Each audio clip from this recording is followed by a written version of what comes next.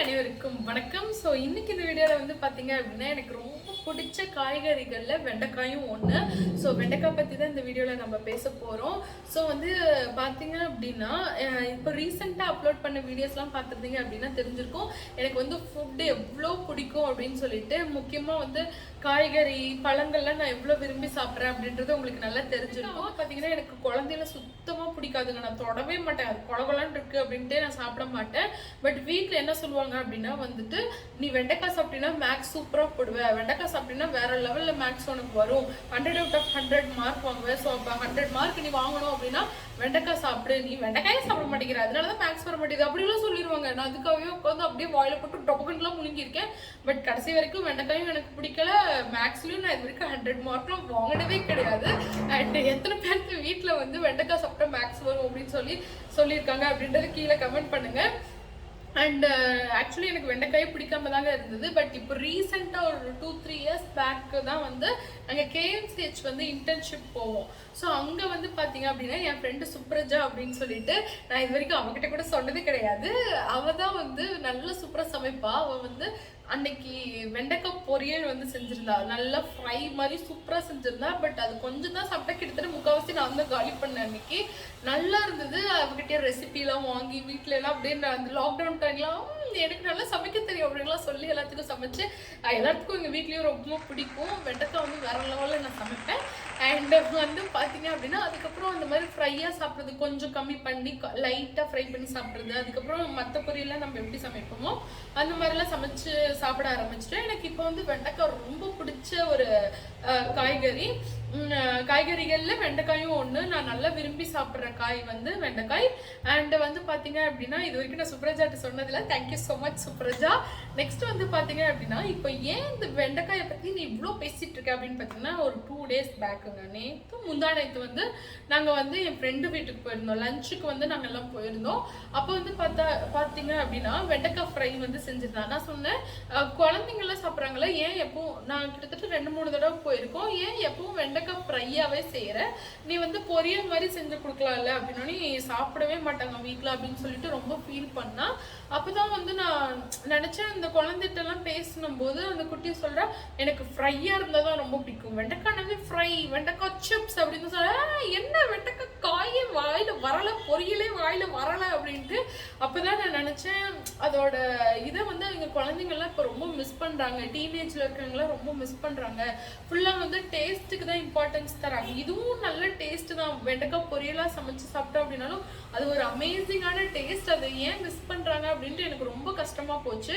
சரி, ஓகே, இப்போ வந்து நம்ம வீடியோவில் வந்து வெண்டைக்காயோட ஹெல்த் பெனிஃபிட்ஸ், அதில் இருக்க இதெல்லாம் பெனிஃபிட்ஸ்லாம் வந்து நம்ம கண்டிப்பாக பேரண்ட்ஸ்க்கு ஃபஸ்ட்டு சொல்லணும். அப்போ தான் வந்து குழந்தைங்களுக்கு அவங்களுக்கு புரிகிற மாதிரி வீட்டில் உட்கார வச்சு அவங்க சொல்லுவாங்க அப்படின்றதுக்காக தான் ஆக்சுவலி இந்த வீடியோ. அண்ட் அதோட ஹெல்த் பெனிஃபிட்ஸ் இதெல்லாம் நம்ம பார்ப்போம். ஏன்னா நான் ஏற்கனவே ரொம்ப பேசிட்டேன்.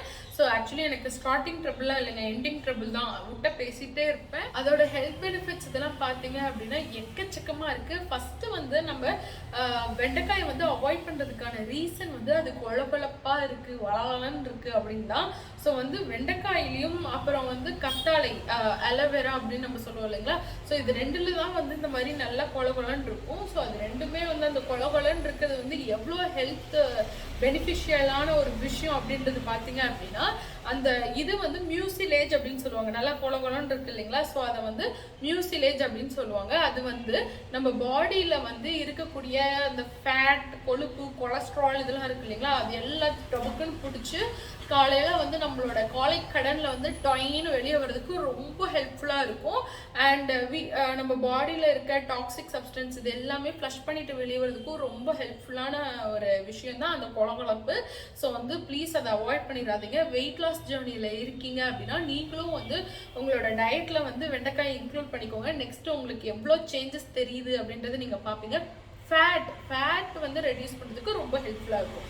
ஸோ உடம்பு குறையிறத விட ஃபேட்டை உள்ளேருந்து வெளியே கொண்டு வர்றது தான் ரொம்ப பெரிய விஷயம். ஸோ வந்து வெண்டைக்காய் வந்து நீங்கள் weight loss journey, fat loss ஜேர்னியில் இருக்கீங்க அப்படின்னா ப்ளீஸ் உங்களோட டயட்டில் வந்து வெண்டைக்காயை தாராளமாக நீங்கள் இன்க்ளூட் பண்ணிக்கலாம். முக்கியமாக நீங்கள் அந்த கொலகொலப்போடு நீங்கள் இன்க்ளூட் பண்ணிக்கணும். நல்லா ஃப்ரை பண்ணி சாப்பிட்டிங்கன்னா இன்னும் தான் நல்லா ஃபேட் போடும்.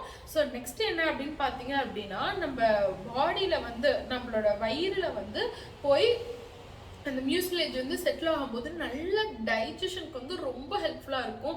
இப்போ ஒரு சிலருக்குலாம் குடல் புண்ணு இந்த மாதிரிலாம் வருது இல்லைங்களா, ஸோ அப்போல்லாம் வந்து இது ஒரு லேயராக போய் ஃபார்ம் ஆகி நல்லா ஹெல்ப்ஃபுல்லாக இருக்கும். நல்லா டைஜஸ்ட் ஆகிறதுக்கு ரொம்ப ஹெல்ப்ஃபுல்லாக இருக்கும். ஸோ வந்து குழந்தைங்களுக்குலாம் வந்து இப்போ இருந்தே வந்து அந்த டைஜஷன் ப்ராப்ளம் இதெல்லாம் ஒழுங்காக செரிமானம் ஆக மாட்டேங்குது அப்படின்லாம் சொல்லி நம்ம என்னென்னமோ டானிக்கு, டேப்லெட்ஸு, பொடி இதெல்லாம் வந்து கொடுத்துட்ருக்கோம்.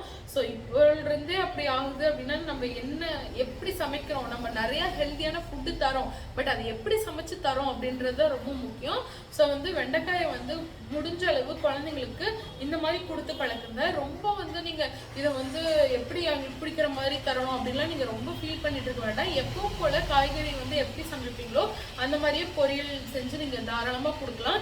இப்போ வந்து நீங்க கேரட் ரைஸ், பீட்ரூட் ரைஸ் எப்படி தரீங்களோ அந்த மாதிரி நல்லா இதை கட் பண்ணி பொரியல் மாதிரி செஞ்சு சாப்பாடு உள்ள போட்டு நல்லா பெரட்டி உப்பு, பெப்பர் இந்த மாதிரிலாம் போட்டு கூட நீங்க தாராளமா கொடுக்கலாம். செம்ம டேஸ்டியா இருக்கும், வேற லெவல்ல இருக்கும். எனக்கு ரொம்ப பிடிக்கும். வெண்டைக்காய் வந்து எப்போ நான் ஃப்ரையாகவே சமைச்சு பழகிட்டேன். எனக்கு வந்து பொரியல் மாதிரி செய்ய தெரியல, தொக்கு மாதிரி செய்ய தெரியல, தொக்குன்னு சொல்ல முடியாது, பட் சாப்பாட்டில் பெரட்டி சாப்பிடலாம், ஸோ அந்த மாதிரி செய்ய தெரியல அப்படின்றவங்களுக்கு வந்து நான் இந்த ஒரு குட்டி ரெசிபி ஷேர் பண்ணுறேன். இப்படி தான் சமைக்கணும் அப்படின்லாம் கிடையாது, நீங்கள் எப்படி வேணாலும் சமைச்சிக்கலாம். பட் இதை பார்க்கும்போது உங்களுக்கு ஒரு ஐடியா வரும். ஸோ அதை வச்சு உங்கள் வீட்டில் எப்படி சமைப்பீங்களோ அந்த மாதிரி நீங்கள் சமைச்சுக்கோங்க. ஸோ வெண்டைக்காவை வந்து இந்த திக்னஸ் நான் உங்களுக்கு குட்டியாக ஒரு வீடியோ வந்து கீழே வரும். ஸோ அதை வச்சு தெரிஞ்சுக்கோங்க. ரொம்ப சன்னமாகவும் அறியக்கூடாது, ரொம்ப திக்காகவும் நீங்கள் அறியக்கூடாது. ஸோ இந்த திக்னஸ் இருந்தது அப்படின்னா நல்லா வெந்துக்கும் அண்ட் அதோட ஹெல்த் பெனிஃபிட்ஸும் நமக்கு நல்லா கிடைக்கும். ஸோ ஃபஸ்ட்டு என்ன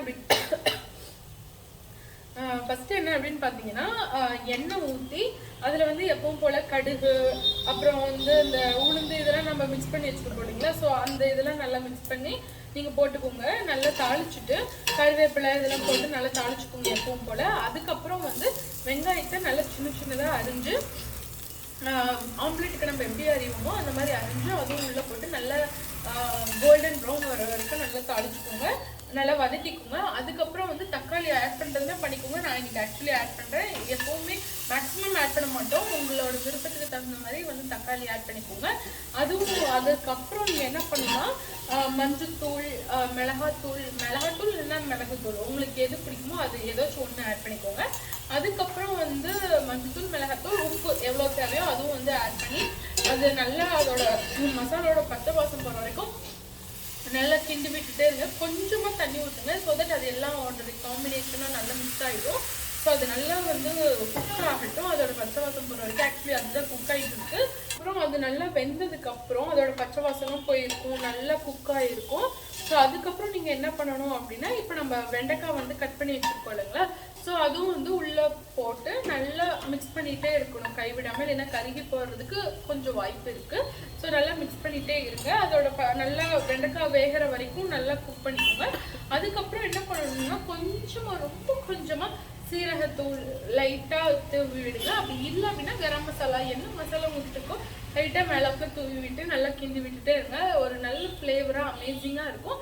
உப்பு செக் பண்ணிக்கோங்க, உங்களுக்கு உப்பு எப்படி தேவையோ அந்த மாதிரி வந்து ஆட் பண்ணி நீங்கள் உங்களோட ஃபுட்டை வந்து தாராளமாக என்ஜாய் பண்ணலாம்.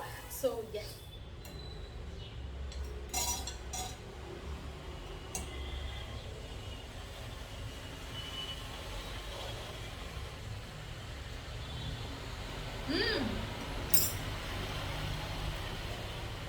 சூப்பராக இருக்கு, எனக்கு ரொம்ப ரொம்ப பிடிச்சிருக்கு.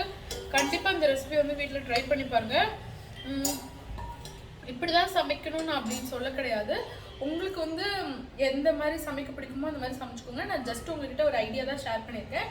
ஸோ நம்மளோட அமேசிங்கான வெண்டைக்காய் பொரியல் அண்ட் முக்கியமான ஒன்று, இது வந்து தயிர் சாப்பாட்டு வேற லெவலில் இருக்கும். தயிர் சாப்பாடு, தயிர் சேமியா, அப்புறம் வந்து இது சாம்பார் சாப்பாடு, பருப்பு சாப்பாடு வேற லெவலில் இருக்கும். ட்ரை பண்ணி பார்த்துட்டு இந்த ரெசிபி எப்படி இருக்குது, உங்களுக்கு பிடிச்சது அப்படின்றத கீழே கமெண்ட் பண்ணுங்கள். அண்ட் இந்த வீடியோ பிடிச்சிருந்தது அப்படின்னா லைக் பண்ணுங்கள், உங்களோட ஃபேமிலி அண்ட் ஃப்ரெண்ட்ஸோட ஷேர் பண்ணுங்கள். ஸோ தட் அவங்களும் ஹாப்பியாக ஹெல்த்தியாக இருப்பாங்க வெண்டைக்காயெல்லாம் சாப்பிட்டுட்டு.